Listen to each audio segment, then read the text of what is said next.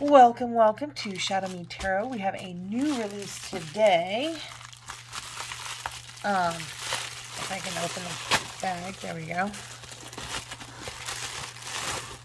Ooh, MJ Cullinane, Urban Crow Oracle to go with probably the Urban Crow Tarot. Let's see.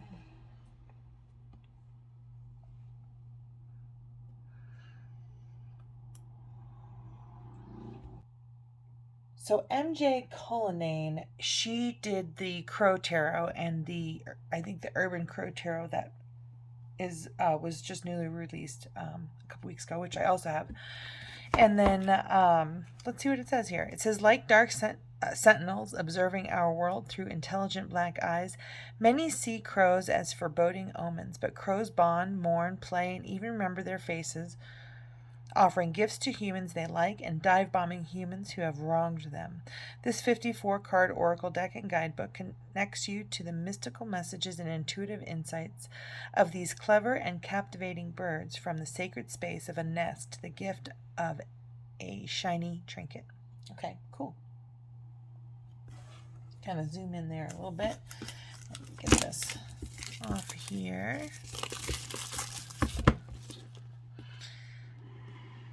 Alrighty. So this perfect box. We got finger holes. Yay, yay. Fits on my shelf. With the majority of my other cards. Oh, that's interesting.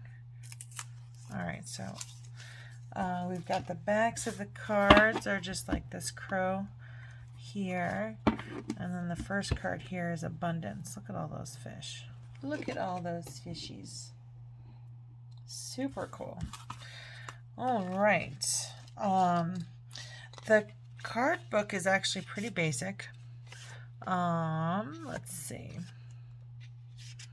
It just goes right into the card definitions.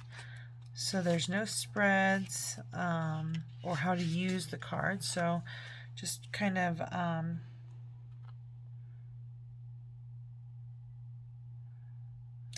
it's just spend time with the deck and see what it says to you, basically. But it does have definitions for every card, and we'll go ahead and go through one of these when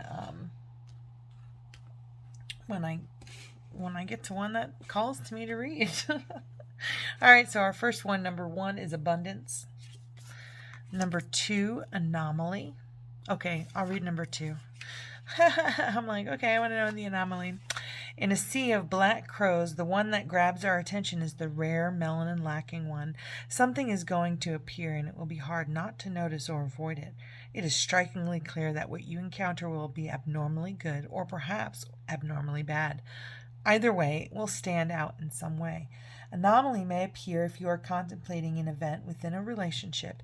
You may find yourself questioning if someone's behavior, good or bad, serves as an indication of who they truly are, or if the situation was a rare event and out of character. Sometimes we just need to have one small encounter, an outlier, to understand a greater potential, or to be able to rule out an absolute. Okay. Go back to here. All right. Number 3, anticipation. Number 4, balance. Number 5, battle. Number 6, bond. 7, catching. Let's see. These are pretty cool images. 8, commitment, building a nest. That's what they're doing there. Both bringing to the nest berries, it looks like. Communication.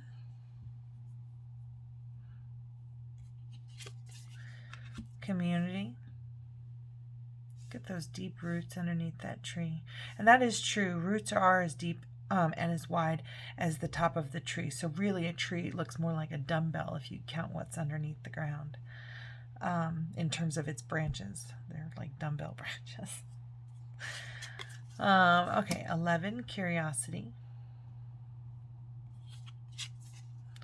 12, direction. 13, displacement.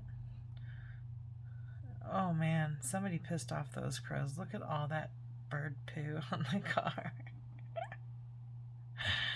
Oh wow, what a gift.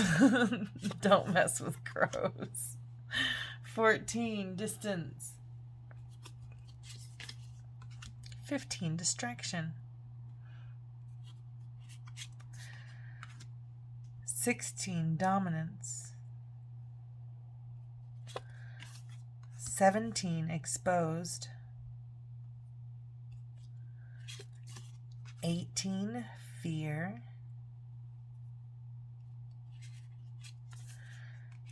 19, freedom. 20, ghosts. Oh, and he's like flying over the graveyard with all the shadows of other birds. And the city is on fire. I mean, gosh, this is kind of dark. Let's see what... Shadows of the past, let them visit, but don't let them stay. They no longer hold substance in your world, and if they linger too long, they may become trapped in your psyche. Have you ever found yourself having an argument with someone who wasn't even in the room? The argument plays out in your head. That situation that brought about the feelings and emotions that led to the internal disagreement is a ghost. Like a ghost repeating the pattern of walking through a room, as it has done each night since its human form passed. It is stuck in a moment, in time. There is nothing that can be said or done that will change what occurred. Ghosts ask that you examine your feelings regarding a past event. Are you able to find acceptance and move forward into healing? Are you unable to forgive or seek forgiveness, allowing old wounds of the past to remain open? Pay attention to when ghosts appear. They may indicate the source of a block. It might be time for an exorcism. Okay. 21, gifts. 22, grief. 23, growth. 24, illusion. I'm going to be honest, I had no intentions of keeping this book, but they're striking such a chord and such an emotion in my belly, you know what I mean, that I'm like, okay, this is a hard work deck. Like, I'm like, okay. It's pretty simple. I mean, for MJ Cullinane, I just feel it's very simple. I could be wrong, but I do like this oracle deck. 24, illusion. 25, influence. 26, insight. 27, isolation. 28, luck. 29, memory. 30, mimicry. 31, mischief. 32, nature. 33, night. 34, observation. 35, perspective. 36, play. 37, preparation. 38, protection. 39, release. 40, resistance. 41, risk. 42, routine. 43, sacred space. 44, scavenge. 45, self-interest. 46, soar. 47, survival.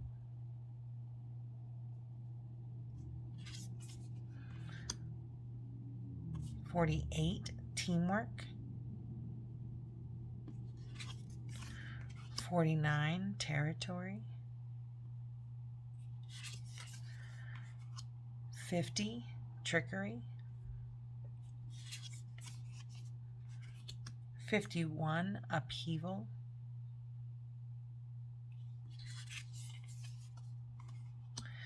52, warning.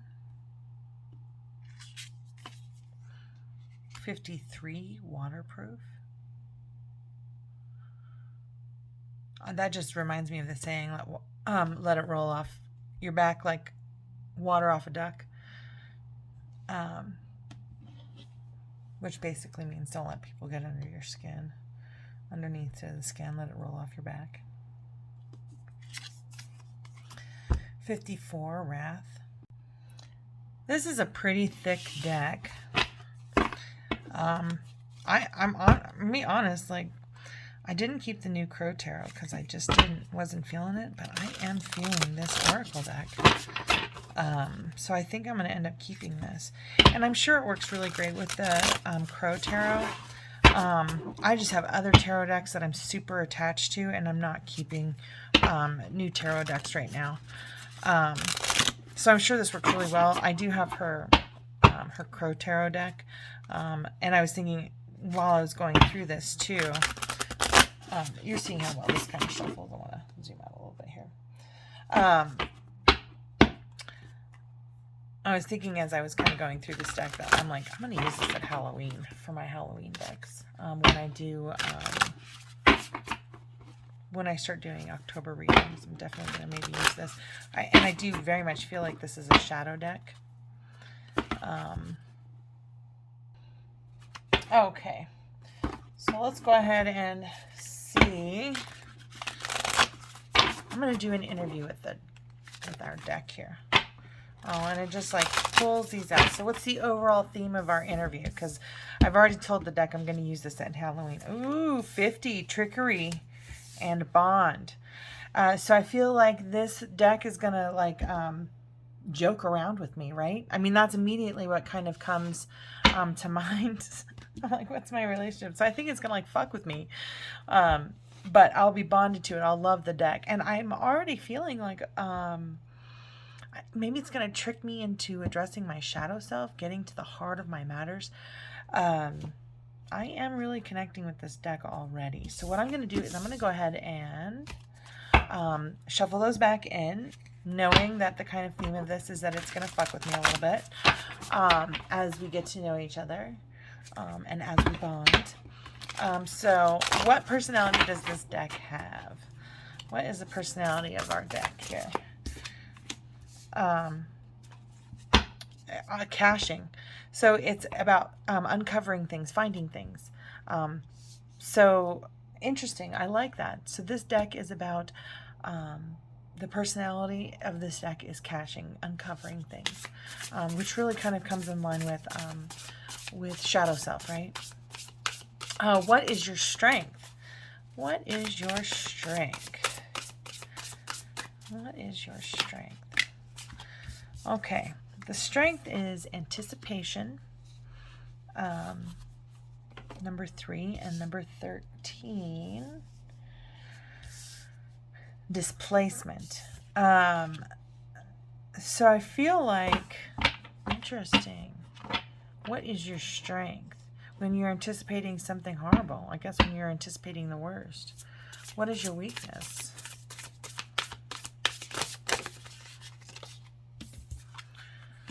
Abundance. Number 1, the weakness is in abundance. Looking at your abundance, maybe? Wow. How will you help me grow? Wait a second. This flipped over. 20, the ghosts, which we read earlier, which is not allowing the ghosts to do a flyby, but not to stay. Essentially, you can remember, but don't let them stay. Don't live in the past. So I think the overall thing, not allowing myself to live in the past, addressing my shadow, uncovering the things that still keep me in the past, the cycle of displacement versus abundance, right? The wheel of displacement versus abundance. And I really feel like this deck is a guidance in the place where we're seeing things go wrong. Wow.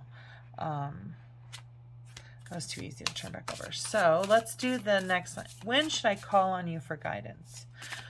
When should I call on you for guidance?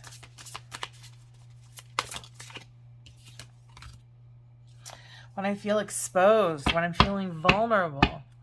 And what is the best way to work with you?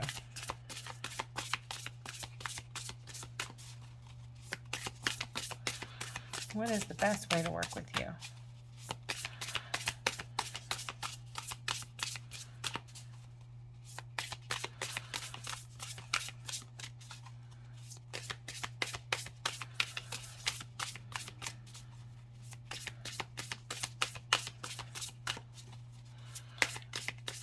I'm getting the impression that this deck, and on occasion I get that from decks where they're like, use this daily. So I'm almost feeling like, okay, I should look at my shadow self a little bit every day. I can pull a card from this every day and kind of address my shadow a little bit more. So this is the best way to work with you is, it says in isolation, in luck, and in influence. So I almost feel like it's going to center to here, 28, creating my own luck, right? I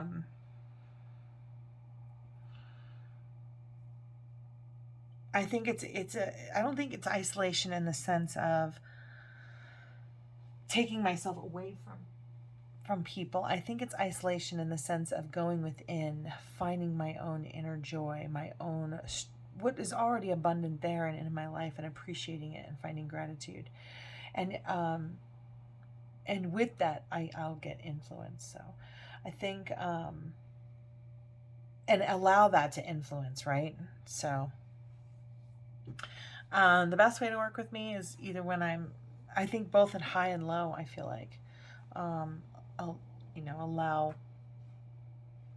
I think it's in the high and the low, maybe authentically, maybe finding my authenticity, right? And the ups and the downs, just to kind of help influence and guide.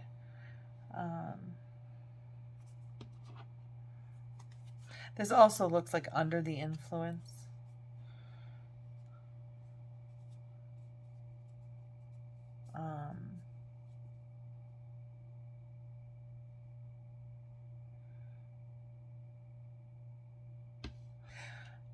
And maybe it is even just kind of going within and seeing where I'm abundant and seeing where things in my life maybe I can question and see if those influences are beneficial to me. All right, so it will be, I feel like that's it. What will our relationship be like? What will our relationship be like? That just like pulled out right from the middle. All right, 37, preparation. Preparation. I think it's just like, I'm going to read that one. But I do feel like it's being prepared, obviously. Here in the Seattle area, we have lots of ferries, and these smart birds have mastered the ferry schedule. The crows know when the boat will return and on which side of the road. The cars will disembark while the ferry is crossing the sound. The birds harvest the clams from the nearby beach. They bring the clams over to the ferry landing and strategically place the clams just right so that when the cars leave the boats, they run over the shells, breaking them apart and leaving fresh clam meat for the picking. Preparation speaks to getting ready for something you know is on the horizon and planning for it accordingly. It's about getting all your ducks in a row, or in this case, clams, so that you achieve the most beneficial outcome. Wow. I think this is just kind of like general guidance on a daily basis for me. I'll be working with these for the next week or two. probably on a daily basis, just to get to know these cards a little bit better. But I'm actually very pleased with the messages, with the images, and I genuinely didn't think. I'm kind of tiring of these, of